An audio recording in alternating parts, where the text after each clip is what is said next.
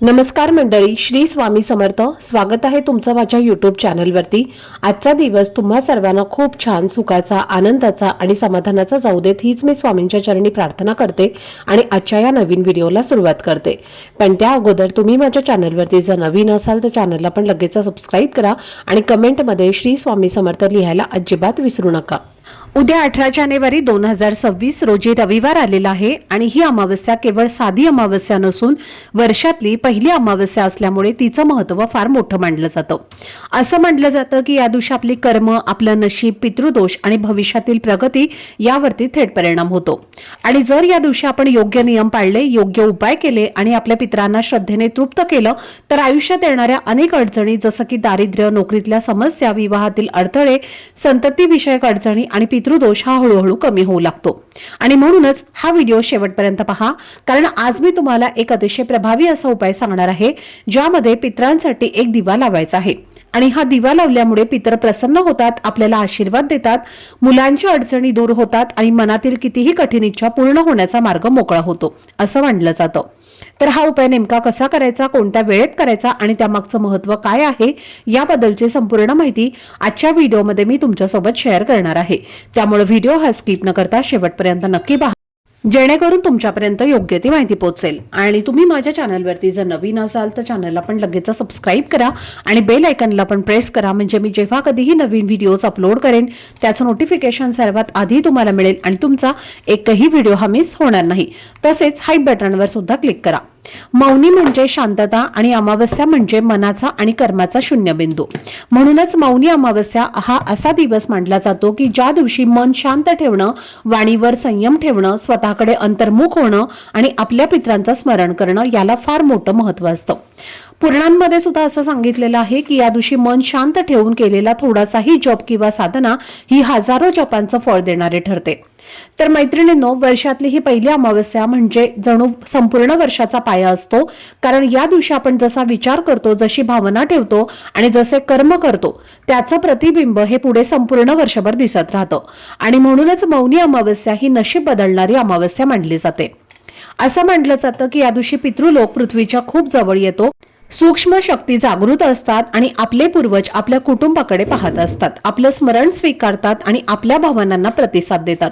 आणि म्हणूनच या दिवशी केलेलं दान, सेवा, स्मरण किंवा दिवा अर्पण हे थेट पितरांपर्यंत पोहोचतं असं सांगितलं जातं.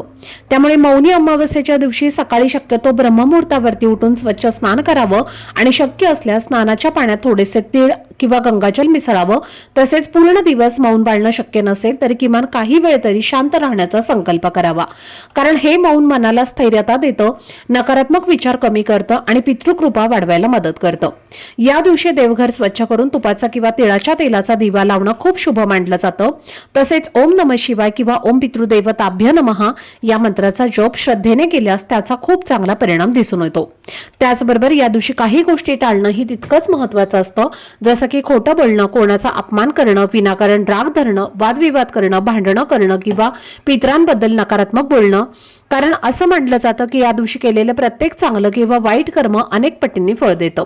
मौनी अमावस्येला सेवा हीच खरी पूजा मानली जाते. मग ती गरजू व्यक्तीला अन्नदान असो, वृद्धांना वस्त्र देणं असो, गरीब मुलांना वही पेन देणं असो, गाईला चारा देणं असो किंवा कुत्र्याला भाकरी देणं असो.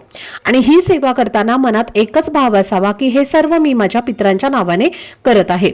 तसेच या दिवशी तिळाचं दान करणं, पाण्यामध्ये तीळ टाकून सूर्याला अर्घ्य अर्पण करणं, शिवलिंगावर जल अर्पण करणं किंवा पिंपळ झाडाभोवती प्रदक्षिणा घालणं हे उपाय अडथळे कमी करायला, नोकरी व्यवसायामध्ये सुधारणा करायला आणि घरातील अशांतता कमी करायला मदत करतात. सर्वात प्रभावी उपाय म्हणजे या दिवशी पितरांसाठी श्रद्धेने एक दिवा लावणं, कारण पितर म्हणजे केवळ मरण पावलेले पूर्वज नसून आपल्या कुळाचे रक्षक, आपल्या नशिबाचे अदृश्य मार्गदर्शक आणि आपल्या कर्मांचे साक्षीदार असतात. आणि शास्त्रात असं सांगितलं आहे की देवांपूर्वी जर पितर तृप्त झाले तर देव स्वतः प्रसन्न होतात. अनेक लोक म्हणतात की आम्ही खूप कष्ट करतो पण यश मिळत नाही, आणि अशा वेळेला अनेकदा पितृदोष हे कारण असू शकतं, ज्याची लक्षणं म्हणजे नोकरीत अडथळे, पैसा येऊन टिकत नाही, घरात कायम वादविवाद, संतती किंवा विवाहातील अडचणी किंवा मानसिक अस्थिरता. पितरांना अन्न किंवा पाणी नको असतं तर त्यांना प्रकाश, स्मरण आणि ऊर्जा हवी असते. आणि म्हणूनच दिवा हा पितरांचा अन्न मानलं जातं. कारण दिव्याचा प्रकाश हा पितृलोकात पोहोचतो, त्यांना शांतता देतो आणि त्यांच्या अतृप्त इच्छांना समाधान देतो. मोठे श्राद्ध किंवा खर्चिक विधी करण्यापेक्षा मन शुद्ध ठेवून, नाव घेऊन, प्रार्थना करून आणि श्रद्धेने दिवा लावला तर पितर नक्कीच तृप्त होतात. आणि जेव्हा पितर तृप्त होतात तेव्हा अडलेली कामं मार्गी लागतात, नकारात्मक योग दूर होतात आणि आयुष्यामध्ये हळूहळू सकारात्मक बदल घडू लागतात. आणि म्हणूनच मौनी अमावस्येच्या दिवशी आपल्या पितरांसाठी हा दिवा आवर्जून लावा. कारण हा दिवा केवळ प्रकाशच नाही तर आपल्या नशिबाला दिशा देणारा एक शक्तिशाली उपाय आहे. आता हा दिवा लावण्यासाठी काय काय आपल्याला साहित्य लागणार आहे तर मातीचा दिवा घ्यायचा आहे. त्यानंतर आपल्याला मोहरीचं किंवा तिळाचं तेल लागणार आहे. हे तेल तुमच्याकडे जर नसेल तर जे कोणतंही तेल तुम्ही पूजेसाठी वापरता ते तुम्हाला घ्यायचं आहे. त्यानंतर वात घ्यायचे आहे, काळे तीळ घ्यायचे आहेत, अगरबत्ती आणि पाणी घ्यायचं आहे. दिवा कुठे लावायचा तर घराच्या दक्षिण दिशेला दिवा लावायचा आहे. आणि जर तुम्हाला ते शक्य नसेल तर देवघराच्या म्हणजेच आपलं जे देवघर आहे तर तिथे थोडासा बाजूला तुम्ही दक्षिण दिशेला हा दिवा जो आहे तर तो लावायचा आहे. किंवा मुख्य दरवाजाच्या बाहेर किंवा तुमच्या किचन मध्ये जिथे तुम्ही हंडा ठेवता, फिल्टर ठेवता पाणी भरून, तर तिथे तुम्ही दक्षिण दिशेला तोंड करून हा दिवा लावायचा आहे. अशा पद्धतीने कुठे तुम्हाला एका ठिकाणी तुम्ही हा दिवा लावू शकता. कारण दक्षिण दिशा ही पितरांची दिशा असते. आता हा दिवा लावण्यासाठी आधी दिवा घ्यायचा आहे, त्यामध्ये तेल टाकायचं आहे, त्यानंतर त्यामध्ये काळे तीळ टाकायचे आहेत आणि वात म्हणजेच जोडवात तुम्हाला लावायचे आहे. आणि हा दिवा तुम्हाला प्रज्वलित करायचा आहे.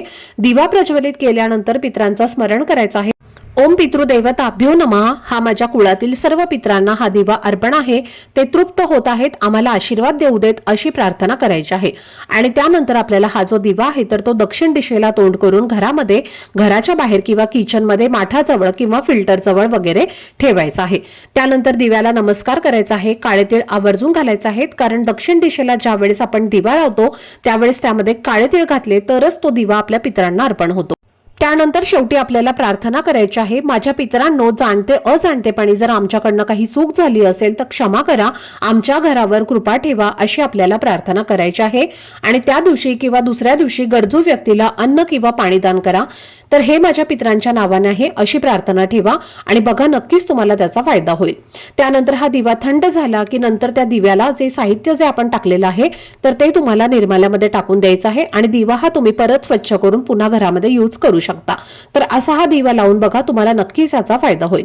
आजचा हा व्हिडिओ जर तुम्हाला आवडला असेल, माहितीपूर्ण वाटला असेल तर व्हिडिओला लाईक, शेअर आणि चॅनलला सबस्क्राईब नक्की करा. भेटूयात पुढच्या व्हिडिओमध्ये. तोपर्यंत सर्वांना श्री स्वामी समर्थ.